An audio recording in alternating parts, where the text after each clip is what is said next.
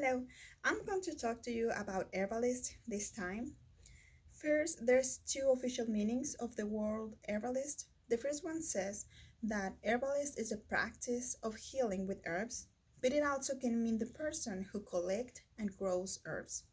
The second one says that it is the study or practice of the medicinal and therapeutic use of plants as a form of alternative medicine. I hope by the end of this talk, I can make you fall in love with plants as much as I am.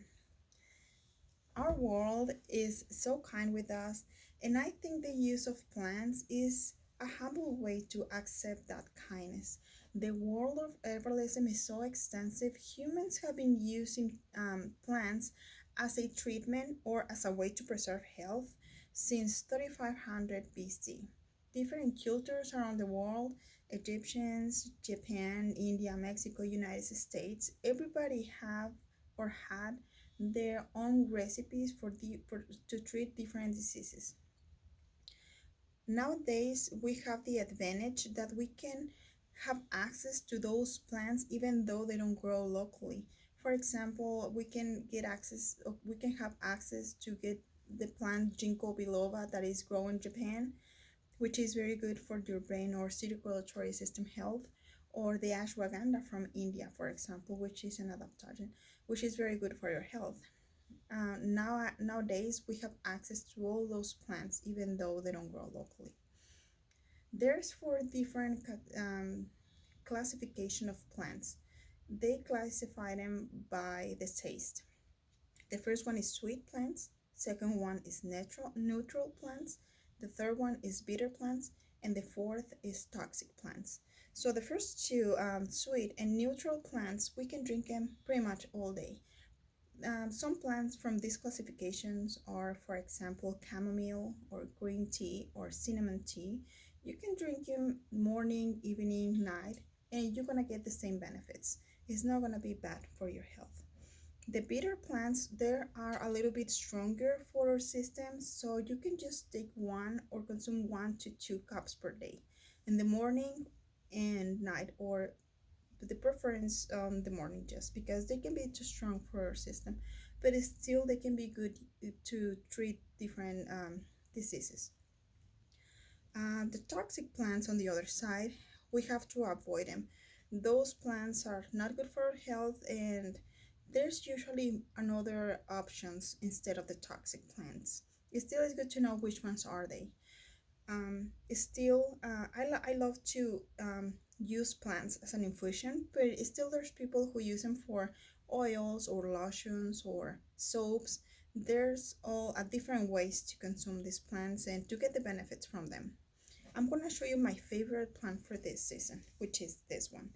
It's a long skinny leaf, and it is called lemon eucalyptus. This one is very good for respiratory system, because when winter is getting here, usually we have the sore throat or cough. So this tea, it helps me all the time. I just boil 4 cups of water and just one leaf of this plant inside the water.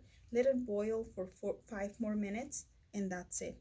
You can drink it the way it is, or you can add a little bit of honey to it just to make you feel better on your throat.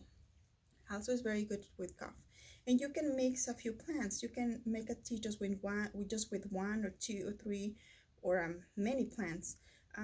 That's an example of a black tea. Black tea is just a combination of a few different plants. Well, my conclusion it is that the spiritual side of plants, and the reason why I think it is associated with magic or with esoteric things, is because sometimes when I'm making a tea, I say a little prayer for this person to heal or to feel better. Even for yourself, you're hoping for this tea to work and make you feel better.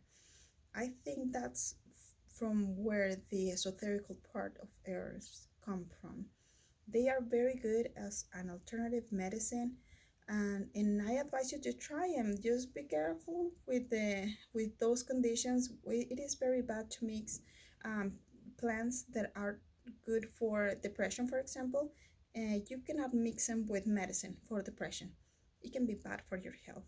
or people with diabetes, just um, do your research before you try one herb. Most of them, as I say, especially the sweet and the neutral, are safe. You can drink them. But if you want to try something different, like the bitter plants, just make your research first. Ask your doctor. The plants are here to help us, but not to substitute your medicine. So you can ask your doctor or do your research. There's a lot of very useful information sites and websites that you can use. I love to use botanical.com and fsusda.gov for as my sources of information, and this is something that you never and you can always learn something different, something new about herbs. I hope you try some chamomile tea or some cinnamon tea this morning or this evening, and I hope it does good for you. Thank you for watching.